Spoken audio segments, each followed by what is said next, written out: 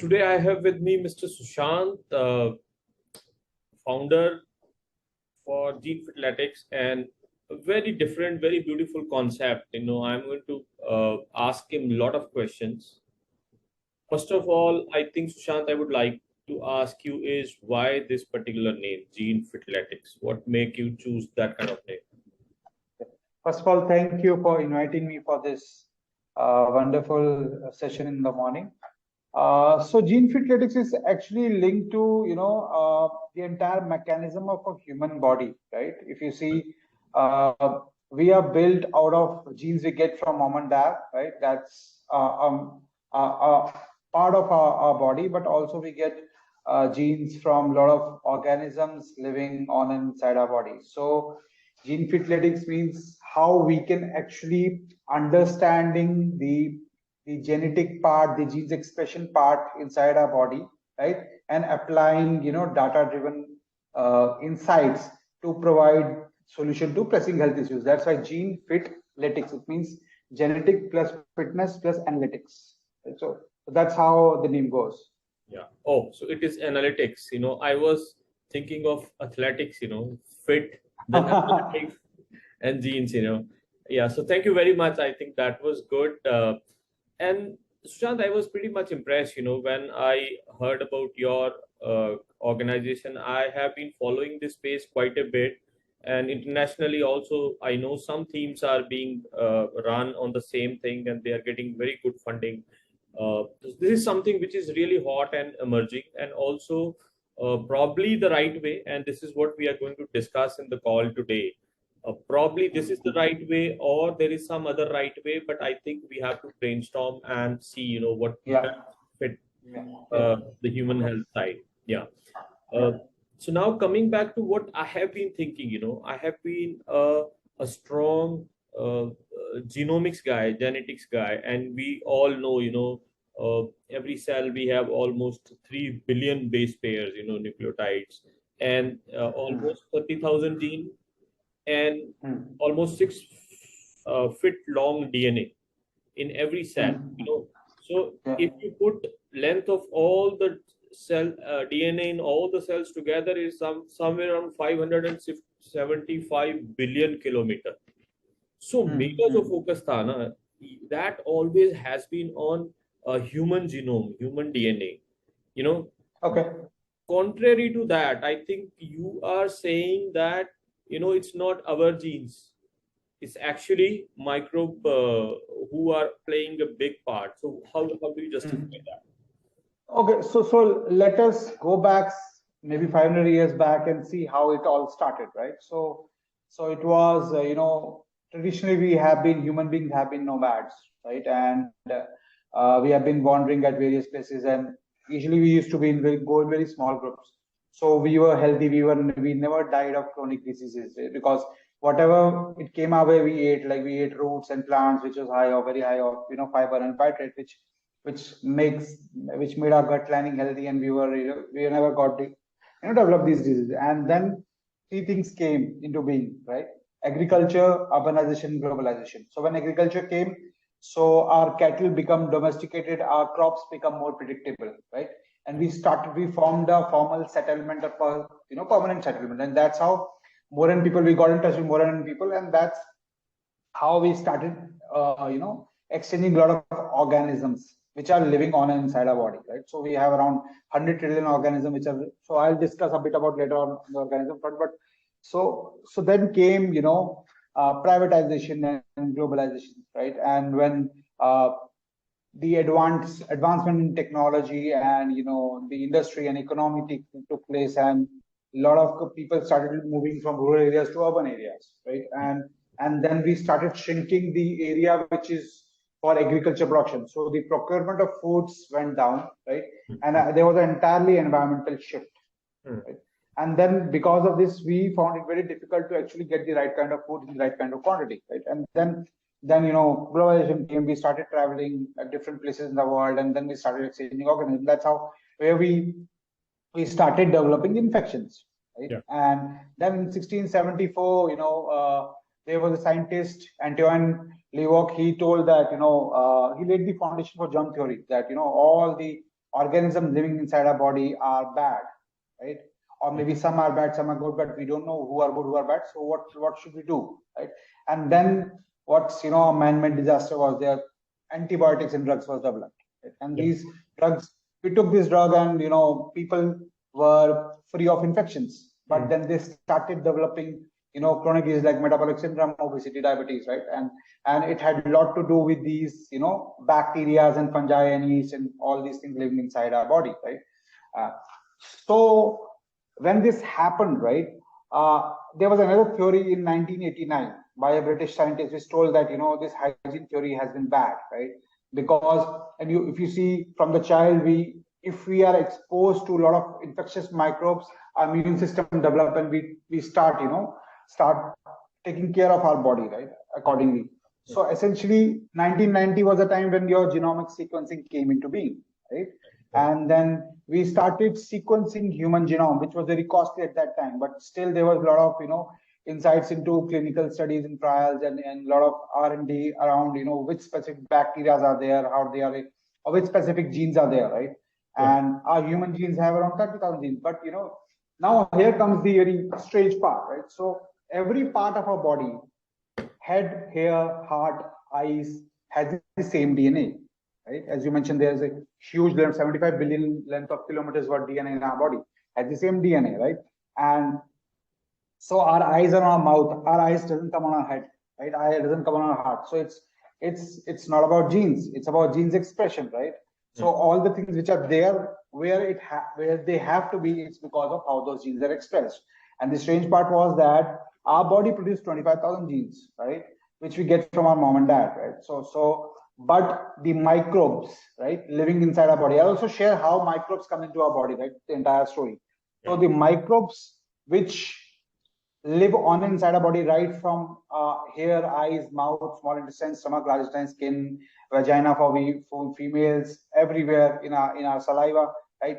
They produce around 20 million genes. Okay? So if you see by genetic expression or genes count, right, we are at best 1% human, at worst 0.1% human, right?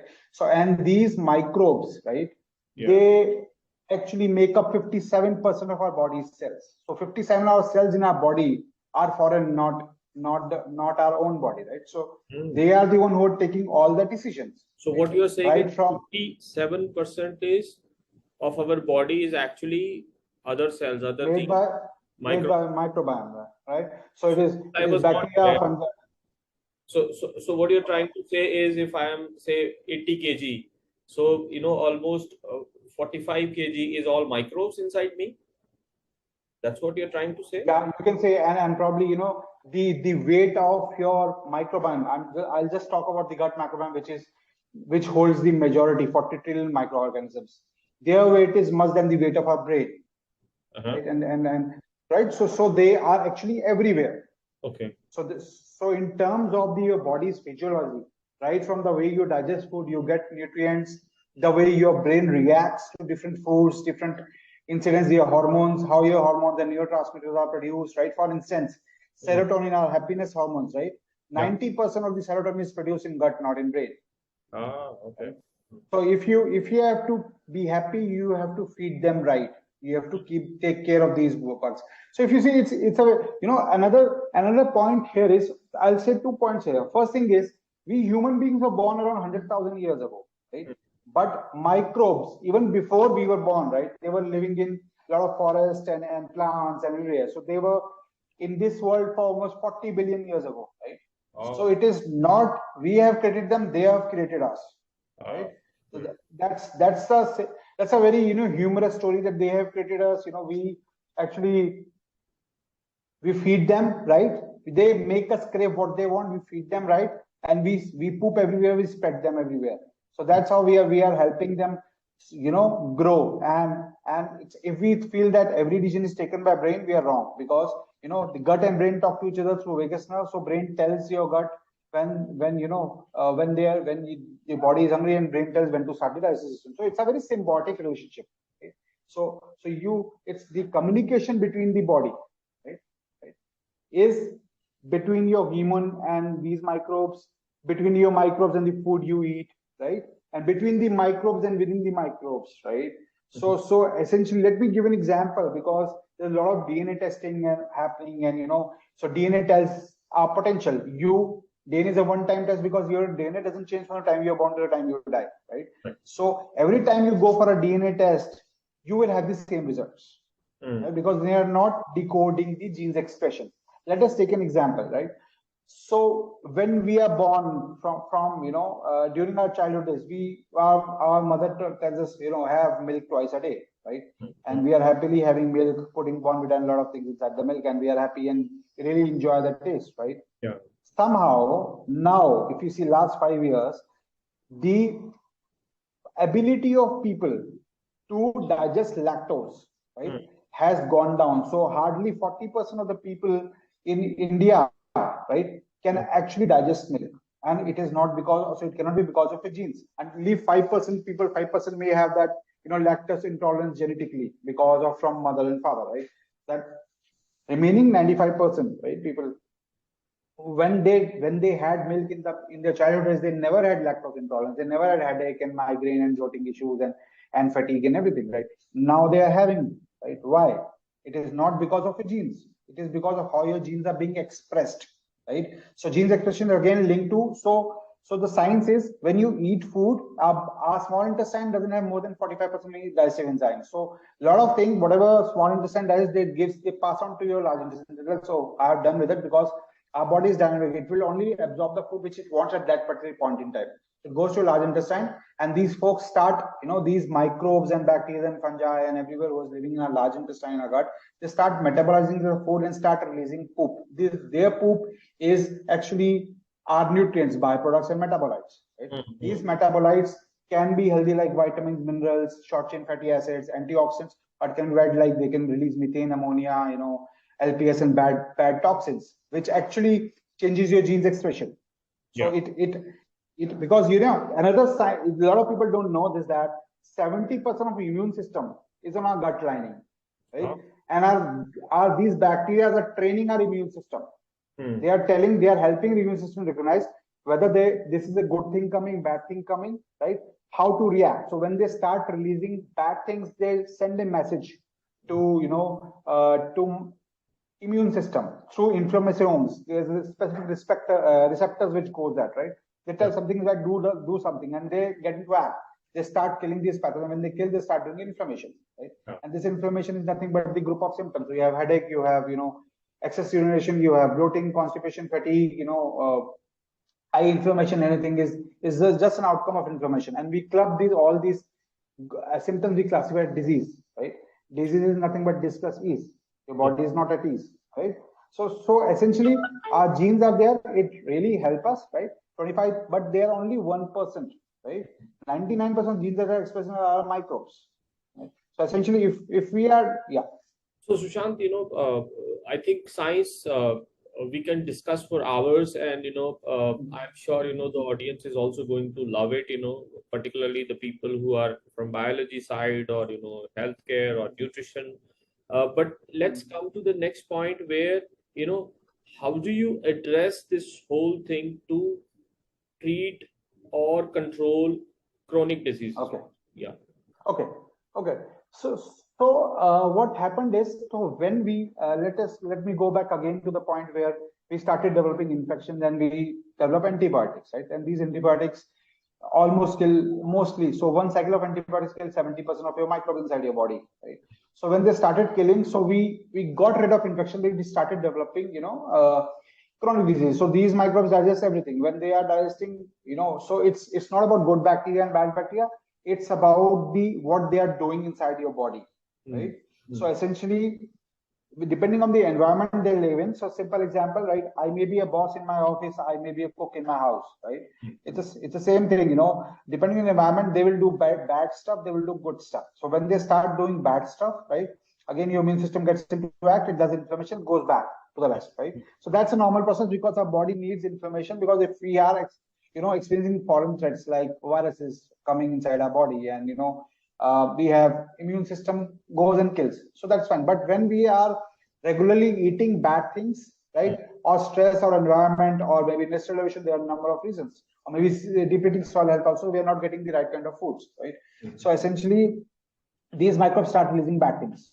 Right? And your body is constantly, immune system is constantly on alert mode, constantly inflammation, right? So this is what we call as, then you start having symptoms, and that's why we call it disease, right? We classify them as disease because a lot of people don't know how to treat them. So let's do one thing, let's suppress them. So there is a drug for every symptom. So you go to doctor, you have a headache, they will give you a drug. If you have a high cholesterol, they will give you statin, right? So you have, yeah. Sorry, I'm interrupting you. That's a very beautiful point, which is coming to my mind is, so doctor is giving drug for everything. Now, I want to know from you that, when these drugs are given, how does it impact gut microbiome and what are the implications of this? Okay. So there are multiple things. Let's assume if we are taking drugs like metformin or antibiotic agent like GLP-1, right, which is essentially to control diabetes, right? So essentially what happens is most of the drugs again are metabolized by a microbiome, right? So if we don't have specific bacteria which can actually metabolize these drugs into useful things, right? These drugs will either going to kill lot of folks inside your gut, or are not going to be rendered ineffective, right? So essentially, or even if it is happening, it will start having some side effects. So you may suppress one symptom, you will develop three more, right? For instance, if you have an autoimmune disorder like Hashimoto's, right? So you will be given immune suppressions, right? So doctor will say, this, will suppress your immune system. When you suppress your immune system, something else comes up because your body is not, body is against not protected, right? Again, they will give you drugs. So when they give you drugs, you will not have, you will start having vitamin and mineral deficiencies, right? And then they will give you more supplements. So this goes on and on, right? So essentially what we, So holding on to this thought again, for the benefit of audience. So I have seen people taking multivitamins all the time. So is it a good way? And I have seen they're doing excess, and it will, I'm sure it will impact the microbiome inside. And these are all mostly chemically derived drugs, So I am of a firm opinion that it will disbalance your microflora inside gut. So what do you think? So let me explain to you in detail about this. So when we talk of supplement, first thing is, why do we need supplements, right? We need supplements because we are not getting the right kind of vitamins and minerals and antioxidants from the food we are eating. So there can be numerous reasons. One can be low bioavailability of foods. For instance, magnesium bioavailability has gone down in our foods because of depleting soil health by 75%, right? Or it can be dysregulated biological machinery inside the body. Why it happens is because level of inflammation, right? So essentially, when your body is experiencing a lot of symptoms and inflammation, your body doesn't have the right kind of enzymes to digest the food, right? For instance, then probably you would be taking these supplements. Now the issue with these supplements is there are two major issues. One is for every category, if you need for weight loss, there's a different supplement. If for diabetes, there's a different supplement. For immune, there's a different supplement. For mitochondria, there's a different supplement, right? So essentially, if you want to address your entire body, you will end up having 500 different supplements. That's the first thing, right? And these supplements are made mass to scale. So how do you know what specific amount of supplement you require, right? Because you are taking, so if there is a capsule 500 mg of vitamin A, you are going to take that because you cannot break it down. That's how these are developed. Second thing is, when they're developed in synthetic form, right, they actually have a lot of heavy metals like leads and fluoride, right, which can impact directly your kidney and liver function, which can directly create inflammation. So what you need to know is why I am having a deficiency, what is the reason, and what is the quantum of deficiency, whether I am having these supplements, are these supplements are going to be rightly absorbed in my body or going to excrete to feces, right? So there are multiple factors into play. Let me give an example. So there is a very, folate. Folate is a go-to supplement for females during pregnancy, right? So most of people think folate is akin to folic acid, right? Which is required, which is vitamin B9, which is required in our body, right? Yeah. So first thing is, all the B vitamins are metabolized by a microbiome. Our body cannot metabolize it. Okay. So when you are taking folate as a capsule, right, your gut is not competent to break it down and give you nutrients. So it goes to your liver, right? And in your liver, there are only very bioavailability of enzyme responsible for metabolizing folate is very low. So most of it either goes out through feces or it goes inside your body and start doing inflammation. So that's why a lot of females would be taking folate, medicines, supplements, which will not work, and they will have folate deficiency. They'll keep on taking. Similar thing for iron, So iron is one specific nutrient which is very difficult to excrete through feces. A very small part goes through it, right? And if you don't have a specific bacteria like lactobacillus fermentum inside your gut, which we generally get, if you're not the probably curd, a lot of people don't know that curd is very high in lactobacillus fermentum. So if you don't have that bacteria, the iron would get stored inside your body. So it can store in your skin, start doing eczema, it can store in your hearts, you start having heart pains, chest pains, right? So essentially, and then doctor will say, okay, you have low iron, you have low hemoglobin, start taking iron supplements. So you keep on taking it, keep on storing inside your body, right? And because we had some customers, even at 60 years of age customers who had, eczema because of iron capsules. Because it got stored and they started having burning sensation and the skin pH level. So Sushant, I think very good examples which you have given by giving iron deficiency and supplement and folic acid and multivitamin. Now coming back to how the whole process works, I know you have helped a lot of patients, and you are not going and very aggressively marketing right now, but you have a handful of customers. You have been engaging with several customers, and you have helped them. How does the process works when a patient comes to you? Okay, so most of our customers right now, right, have been people who are not coming from wellness, but mostly from preventative space or cure. So people who have diabetes, who have acid reflux, who have eczema, who have autism children, Parkinson's. So there are multiple customers. So essentially, what we do is, first thing is we need to understand. So before the process, what we need to understand is that when we know these microbes are doing bad and good things inside our body, so we need to understand not only who are there, right? What percentage of each bacteria, each microbe is there, but who are active, what they are doing, what they are producing. It's like functional, like you and me and talking, there have been interaction inside our body. There are a lot of biochemical signals goes in within the microbes. We need to decode that interactions at a molecular level, right? If we have bad people, right, we don't have to feed them, right? If we have good people, we have to feed more good people, right? So essentially what we do is, when we talk of sequencing, so we are taking your biological sample, which starts with your biological sample. So essentially we take your small bit of poop sample, we actually get it sequenced using next generation sequencing technology. So we get to know which specific bacteria, microbes, viruses are there inside your body, right? And blending this data with the your own phenotype data, we understand the entire genes expression level, right? So when we understand the entire genes expression level, we actually can decode what specific thing is causing inflammation inside your body, right? So because same symptom can be for different diseases and different symptom can be for same disease, right? It is very unique for every individual. So every individual has only 5% common. Right? So no two people have more than 5% of the microbiome common, right? So 95% is unique. So when we understand which specific bacteria, what they are doing, we map them with various biological functions, various biological pathways. We can see what is the activity level of each microbe, each pathway, and then determine, okay, if I'm going to suppose, if you have an oxalate metabolism, low oxalate metabolism, if I'm going to give you spinach, what is going to come out? Spinach is high in iron, vitamin D, vitamin B12, but it also have oxalate, right?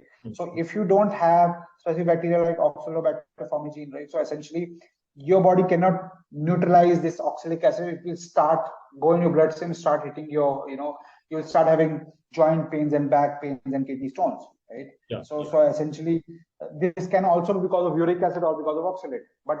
But we don't understand. So most of the people, when they have joint pain, they'll say, okay, your uric acid is high, your urea is high, stop eating protein and stop eating, animal foods and all. But we can tell you which specific thing is causing inflammation, which specific food, which specific molecule, right? When we decode that, we can tell you what you should eat, what you should minimize, what you should avoid, what you should moderate.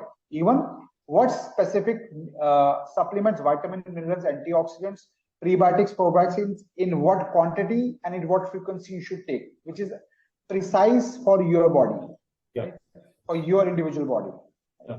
So I'm kind of summarizing for the benefit of audience. So what you are going to do is you are going to take a biological sample here, which is poop in this case, and then based on that you will have microbiome sequencing analysis, and based on that you are going to have diet recommendations so as to restore back the microbial balance in the gut. Correct? Yeah. And if I understand correctly, you have product which is for normal gut microbiome. Then you have also launched a second product which is on vaginal microflora. So how would you like to talk about it? So vaginal is again a very special product for us because, see, first of all, in Asia, there is no one who is working on the vaginal microbiome front, right? So Yeah. again, female vagina have around 10 billion of microbes, right? And they also interact with gut microbiome. So essentially, these microbes are responsible for various infections, UTI, yeast infections, even infertility issues, even ovarian cancers and multiple other pre-birth issues and, other infectious issues. So essentially, the current healthcare system has never focused on female, and female were never a part of the research studies, right? So all these solutions or all the interventions which have been developed are taking point of view of a male counterpart, right? Yeah. Essentially, most of the drugs which are given to females fail 90% of the time. Right? Yeah. So essentially, because the healthcare practitioners have missed out studying the vital aspect, the microbiome. Yeah. Vaginal microbiome. So what we do is we sequence both gut and vaginal microbiome, and then we actually similar process. We give them 45 plus biological pathways. We map them with various foods, and we give them foods and prebiotics and probiotics and supplement interventions. Right. So going forward, we'll be also planning to build precision formula. So we will be understanding what specific nutrients supplements you need. We'll be making it precise in your quantity and giving you for a per day intake, right? So essentially, it will help you overcome all the current issues with the supplementation market right now. Perfect. Right? So right. Yeah. So because of paucity of time, I think we have just 2-3 minutes left now. Everyone talks about blood works. कुछ भी होता है. People say that okay, get your blood analysis done. How far you think is the right approach, and what gets missed? Okay, so let us compare this with a management consulting, job. What we generally do, we actually break down the problem into few parts, and we start with the underlying cause, right? And we don't start with KR. This is the result, so let's do a back of the envelope calculation. This is the problem with the blood work versus understanding your body at a molecular level. So when you're doing blood work, blood work is the postmortem, is the end result. Yeah. So when you are doing blood work, first there are multiple issues. First thing is it tells you something is bad, but it doesn't tell you what has caused it. Right? Yeah. Second thing is the diagnostic market is actually not well versed developed, because every sample goes through 40 different steps of the entire analysis. So the way it is handled, processed, stored, transported have a bearing on a test result. So you go to 2 different labs, you'll have 2 different results. Right? Third thing is the range is so high that even if it's normal, it may be abnormal. Right? And a lot of things doesn't come up. For instance, if you have just take an example of uric acid again. If you have joint pain and kidney stones, doctor will say, okay, check your urea levels. But if urea level is normal, doctor has no answers to it. Because it can be because of oxalate, it can be because of uric, it can be LPS, it can be fructose also. Right? So there are multiple reasons. So the blood work cannot decode all this. So essentially what I would recommend everyone is, so understand their microbiome, understand what is happening at a molecular level. When you fix your microbiome, your blood work will automatically be fixed, rather than doing a back of the envelope, calculation and just. Excellent. Very good example. So Sushant, what we are going to do is, first of all, thank you very much for your valuable time and the way you tried to explain. And I think we will have a couple of more sessions for benefit of audience, how the whole thing works, how many people have been positively impacted out of this exercise. So I'm going to call you again, but I would really like to congratulate you for taking a very beautiful path and journey which can help a lot of patients. A lot of people can immensely benefit out of your approach. So thank you very much for your time today, and I am going to Thank you, call sir. you again. Thank you so Thank you, much. sir. Take care. Thank you very much. Thank you.